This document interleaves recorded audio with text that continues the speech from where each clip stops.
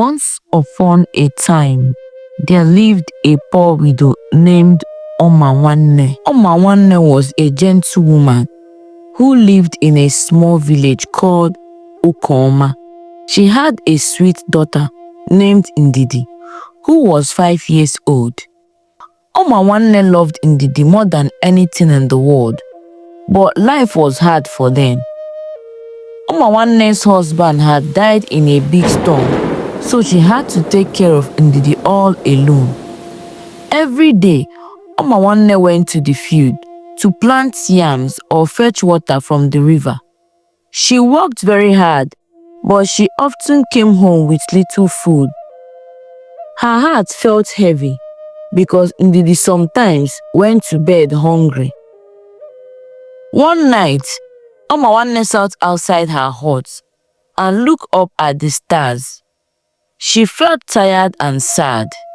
She whispered, "I wish I could rest. I wish I could be free from all this pain, just for a little while." A soft wind blew and she closed her eyes.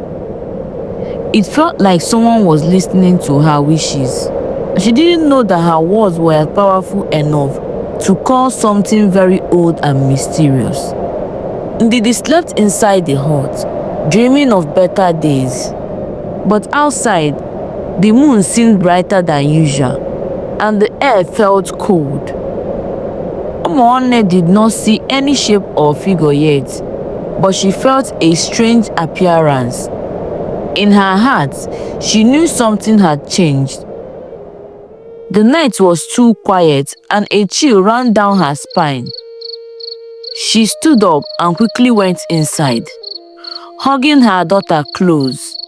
She told herself it was just her tired mind playing tricks, but she could not shake off the feeling that her wish has been heard by someone or something.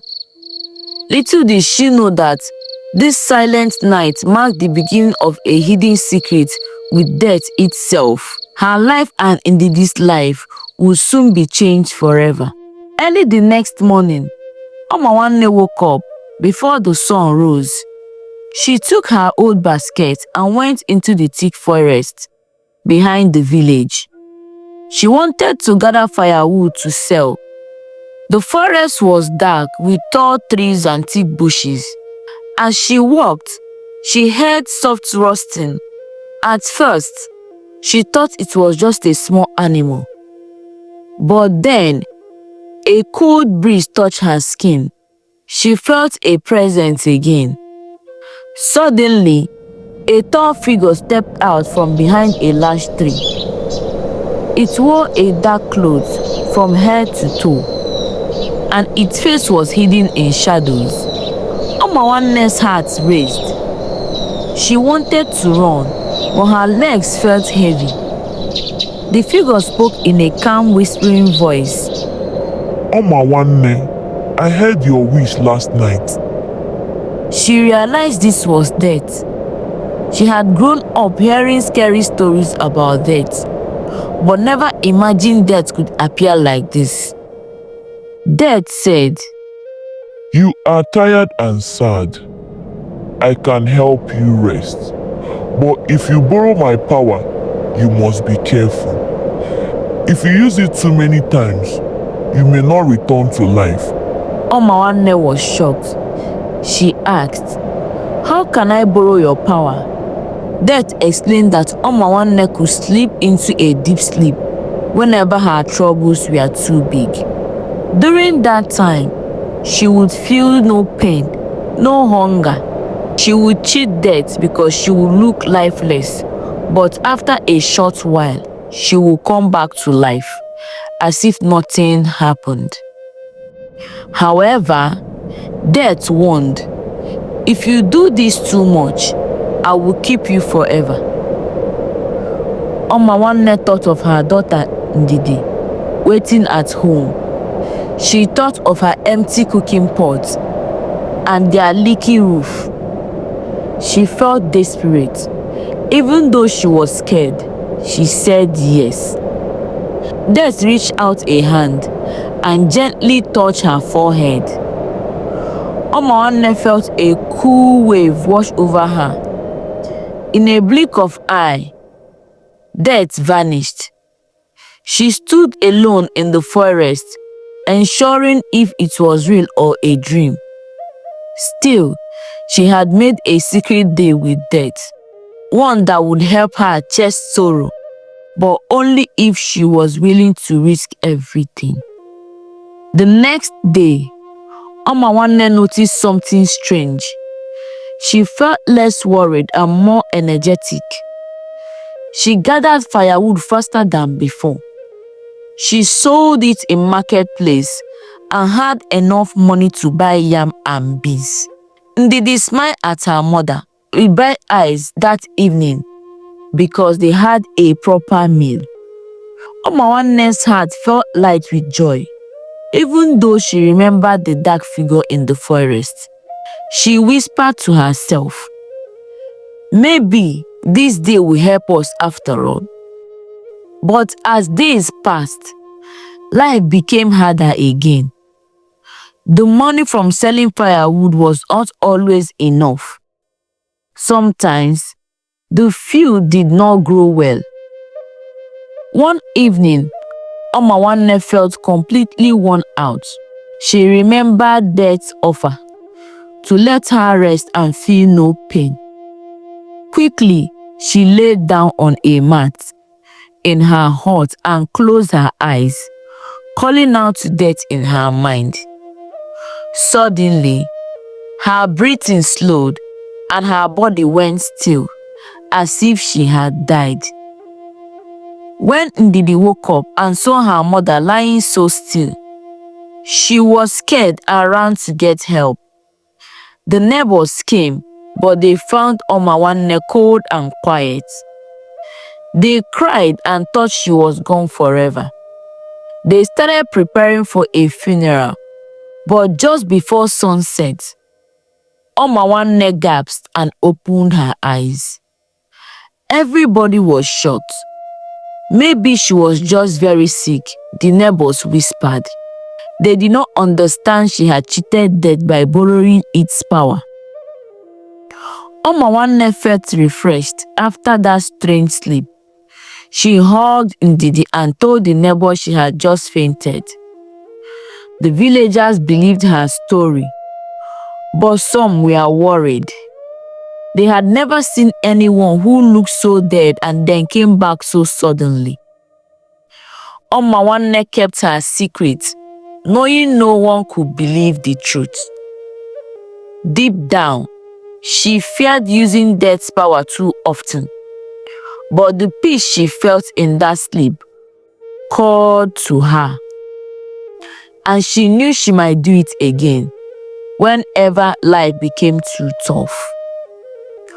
One rainy season, an illness spread through the village of Ukoma. Many people coughed day and night. Even Ndidi became weak, unable to get out of bed. Omanwanne did all she could. She made herbs teas, pounded leaves to make medicine, and prayed by Ndidi's side. But Ndidi's fever only got worse, and her small eyes looked tired. Omanwanne felt a deep fear growing in her heart. She whispered to herself, "I cannot lose my daughter too." Late one night, Omanwanne noticed Ndidi's breathing slowed down. She panicked and cried out, "Death, help me. I know you can hear me. Save my child." Suddenly, a cold wind blew through the hut. Omanwanne recognized this feeling. Death was near. The dark figure appeared in corner, and Omanwanne's eyes were full of tears. She begged, "Please do not take Ndidi. Take my life if you must, but spare her." Death's voice was calm and hollow, like a distant echo. Omanwanne, It said, you have borrowed my power many times. You have cheated me by returning to life again and again. Now, your daughter stands at the brink of her own end. If you truly want her to live, you must promise never to borrow my power again. Omanwanne trembled. She knew how much rest and peace she found each time she used Death's gift. But she also knew that Ndidi's life was more important than anything in the world. With tears falling, Omanwanne said, "I promise, I will never cheat you again if you let my child live." Death stretched out its cold hand and touched Ndidi's forehead. A moment later, Ndidi's breathing became steady. Her fever cooled, and Omanwanne hugged her child tightly. By morning, Ndidi was playing with a small doll, laughing like nothing had happened. The villagers said it was a miracle. They never knew about Omanwanne's deal with death, and Omanwanne kept silent. She had saved her child, but she wondered if she could truly keep her promise not to borrow Death's power again. Weeks later, the illness faded from Okooma, and the village returned normal. Neighbors smiled at Omanwanne again and were happy to see Ndidi healthy. But Omanwanne carried a secret in her heart. She had broken Death's rule so many times. She worried that if life became too hard again, she might call on Death once more.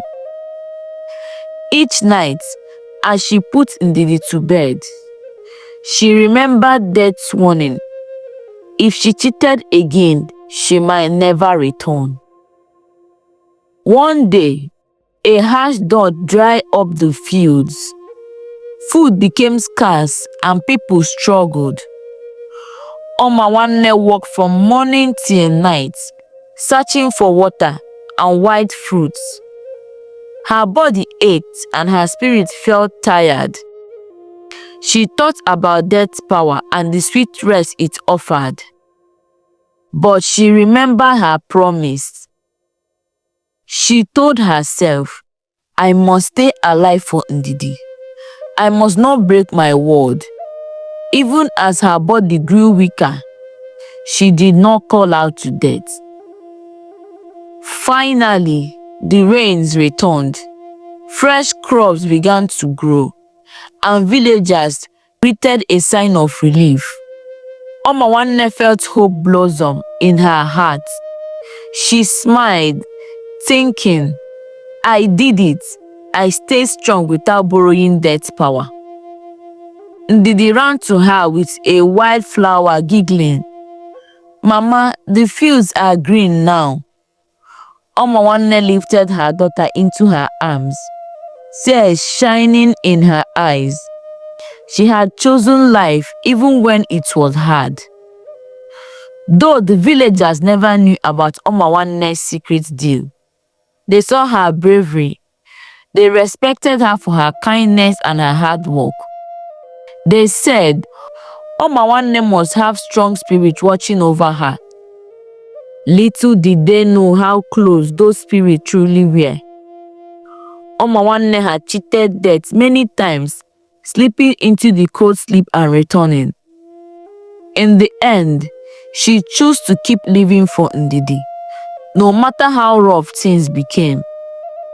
Her story remains a quiet legend in Okooma, a tale of a mother's love, so powerful that even Death itself had to bow. And though Omanwanne still felt the chill of Death's presence sometimes, but she faced each day with hope and courage, for she had learned that life, no matter how hard, is a gift worth fighting for. Thanks so much for watching. Please subscribe and like, and also comment. Please help us to boost this our small channel. It really go a long way. Thank you for watching and thank you for sticking to the end. See you on the next one. Bye.